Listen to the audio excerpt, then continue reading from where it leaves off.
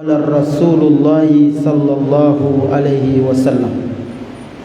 Allahumma ahillahu alaina bil amni wal iman was salamati wal islam wat taufiqi lima yuhibbu wa yarda ya dzal jalali wal ikram. Allahumma zayyinna bi zinatil iman waj'alna hudatan muhtadin. Allahumma amin. Hadirin wal hadirat jamaah salat isya dan salat tarawih yang kita saling mendoakan semoga dirahmati, diberkahi dan diberi keselamatan oleh Allah Subhanahu wa taala. Amin. Alhamdulillah, kita bersyukur kepada Allah Subhanahu wa taala sebab Dia Allah yang memberikan kita banyak nikmat. Dia yang mempergilirkan waktu. Dia Allah yang memberikan kita banyak kebaikan-kebaikan. Di antara kebaikan yang Dia berikan kita, bertemunya kita dengan bulan Ramadan. Bulan yang sepertinya kalau pikir-pikir tidak beberapa lama kita mengatakan bahwa nanti datang Ramadan. Datang lagi Ramadan. Sebentar sekali Pak waktu di dunia ini. Ada ayat di dalam Al-Quran, ditanya orang mati, kam labithta, berapa lama kau tinggal di dunia? Qalu labithna yauman aw ba'da yaum. Sepertinya saya tinggal di dunia 1 hari atau setengah hari.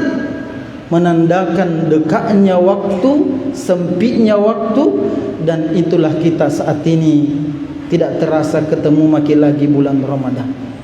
Karena dia sudah datang, maka ada doa yang Nabi sallallahu alaihi wasallam ajarkan kita.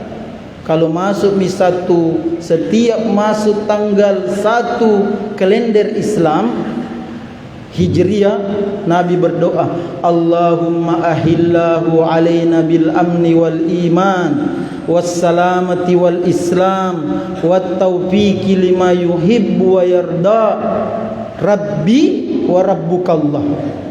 Ya Allah, jadikanlah hilal awal hilal ini bil amni wal iman, keamanan dan iman, wassalamati wal islam, keselamatan dan Islam, wat taufiqi lima yuhibbu wa yarda, petunjukmu dan cintamu dan ridhomu ya Allah Subhanahu wa ta'ala.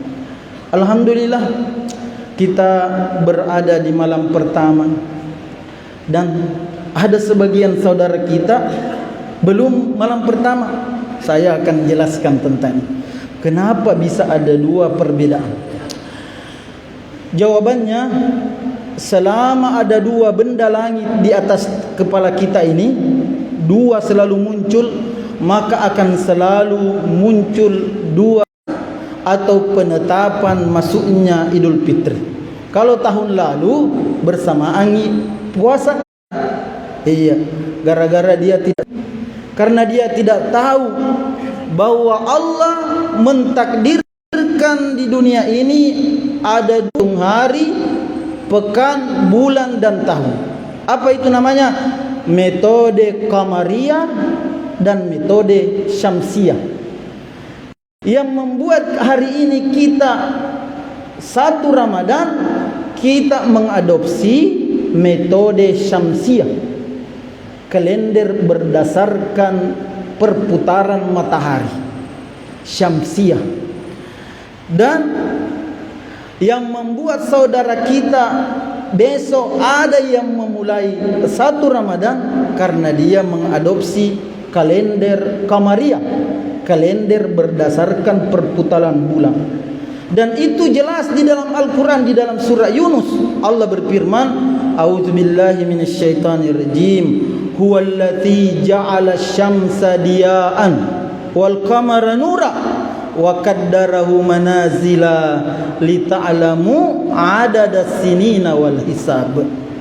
Dialah Allah yang telah menjadikan matahari bersinar dan bulan bercahaya.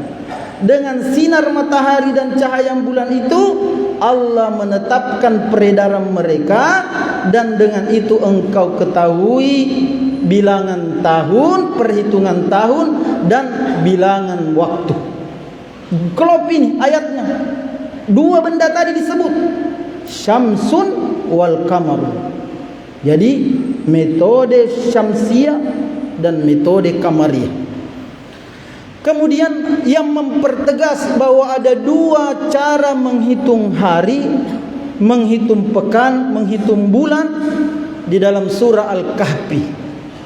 Di surah Al-Kahfi Pak Allah kasih petunjuk bahwa ada dua cara menghitung hari pekan, dua kalender, kalender qamariyah dan kalender syamsiah. Adu tis'a.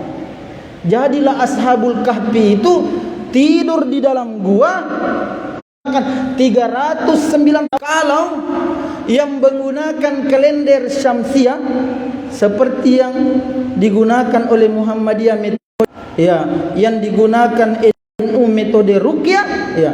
Kalau menggunakan metode hisab, maka ashabul kahfi tidur di dalam gua 300 tahun.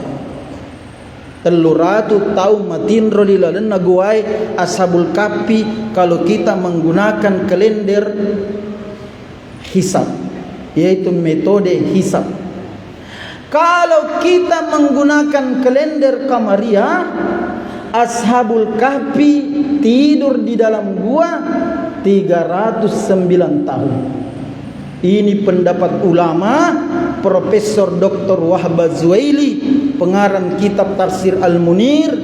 Beliau 3 kitab tafsirnya, Tafsir Munir, Tafsir Al-Muyassar dan Tafsir Wasat pertengahan. Beliau berfatwa bahwa disebabkan 300 tahun tambah 9 tahun karena ada dua kalender yang ditetapkan Allah dipakai kita hidup di dunia. Makanya Bapak Ibu, kalau ada di sini umurnya 60 tahun di KTP-nya, maka umurnya itu berdasarkan kalender qamariyah 62 tahun.